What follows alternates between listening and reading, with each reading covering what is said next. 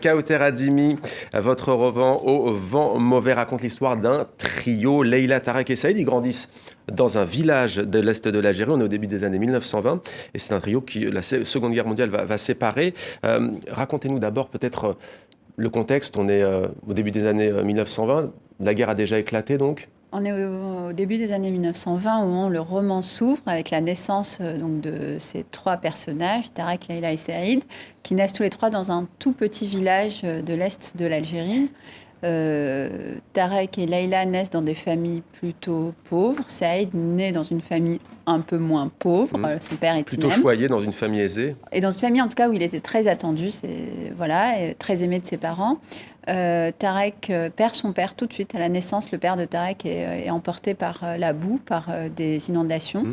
Et donc, ce roman va suivre ces trois personnages sur près d'un siècle, qui sont séparés une première fois par la Seconde Guerre mondiale. Leïla est mariée très jeune. Tarek est emmené par l'armée française en France sur les champs de bataille. Et Saïd le rejoint quelques temps plus tard. Et oui, et la belle histoire, c'est que Tarek et Leïla se retrouvent. Leïla a quitté son mari en emmenant son fils avec elle. Elle est ostracisée par tout le village qui lui en veut de s'être séparée de son mari.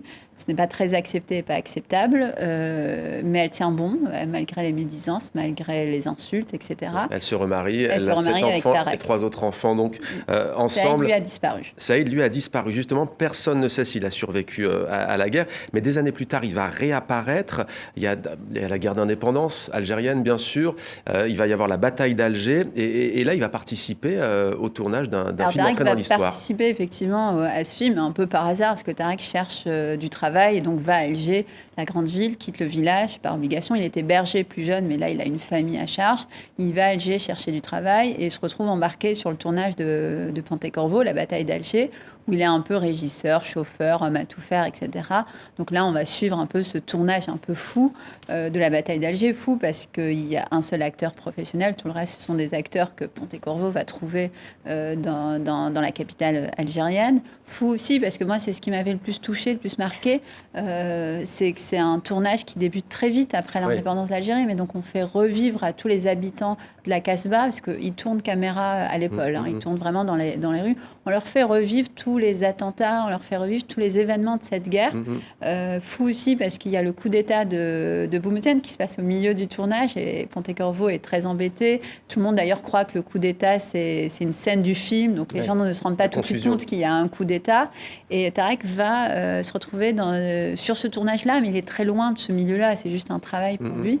Puis il va quitter l'Algérie pour la France, il va émigrer en France où il va travailler dans une usine et laisser sa famille au village, Leïla et les enfants. Leïla, elle, se révolte et va apprendre la lecture. Elle veut s'élever.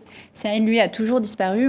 On sait qu'il est quelque part, qu'il écrit des pièces de théâtre, mais on ne sait pas très bien ce qu'il fait jusqu'à son retour. Et il y a donc la lettre, la nouvelle lettre pour Leïla qu'il écrit en 1967. Ici, la colonisation semble toujours en place, mais mon chef est juste, ce rythme m'épuise, je ne sais pas quand je peux dormir, quand je dois travailler, mais au moins, je suis tellement sonné à cause du bruit des machines que lorsque je rentre, je ne fais plus cet horrible cauchemar où je me retrouve sur le tournage de la bataille d'Alger à reconstruire les murs détruits pour les voir de nouveau bombardés. Il y a un autre personnage dans votre roman, enfin, en tout cas qui ressemble à la Villa Médicis à Rome.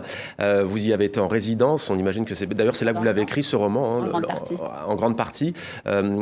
Quel rapport avec ce site? C'est qu'il va s'y retrouver, en fait, votre personnage. Oui. Mais d'ailleurs, la bataille d'Alger, le film Pontecorvo, c'est un peu un fil rouge du roman parce qu'il veut aller voir le film en France, quand il sort en France, après la sortie d'Algérie. Il faut savoir que le film Pontecorvo a mis beaucoup de temps à avoir son visa d'exploitation pour sortir en France après la guerre d'Algérie. Il a été hué à Venise, ça a été un film très mal accueilli en France et quelques cinémas l'ont programmé et certains cinémas ont été attaqués par des manifestants d'extrême droite pour avoir diffusé ou avoir tenté de diffuser ce film.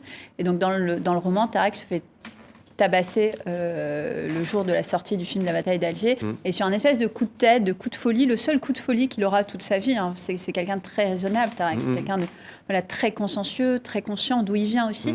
dans une folie, dans une espèce de moment de folie, il se souvient de Pontecorvo qui lui disait viens à Rome avec moi. Et il prend un billet de train et il va à Rome et il se retrouve à Rome. Et là, il se dit mais qu'est-ce que j'ai fait? J'ai quitté mon travail à l'usine, un travail honnête. J'ai dépensé tout l'argent que j'avais dans un billet de train. Que vais-je faire? Et il se retrouve gardien d'une villa abandonnée, d'une villa qui regorge d'œuvres d'art en plein cœur de Paris. On lui dit tu vas être gardien de ce lieu, mais gardien d'un lieu qui n'accueille pas de public. Le propriétaire ne veut pas de public et il va passer des semaines, des mois, des années dans ce lieu un peu extraordinaire et à cohabiter avec des œuvres d'art. Et oui, avec de magnifiques œuvres d'art. Alors on ne va pas tout raconter, on ne va pas divulgacher, mais là il est à Rome et un jour il reçoit un télégramme qui lui demande de rentrer en urgence. C'est Leïla, bien entendu, qui lui dit que l'heure est grave. Pourquoi? Parce qu'on retrouve Saïd.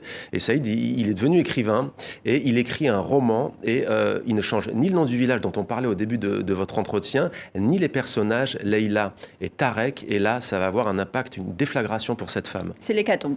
Pour Leïla, c'est comme un vol, c'est comme un viol de son identité. Elle a l'impression qu'on lui a tout arraché, que son identité c'est l'effacement, vous dites. C'est l'effacement. Pour elle, elle n'existe plus. D'ailleurs, le roman bascule à ce moment-là, au milieu du roman.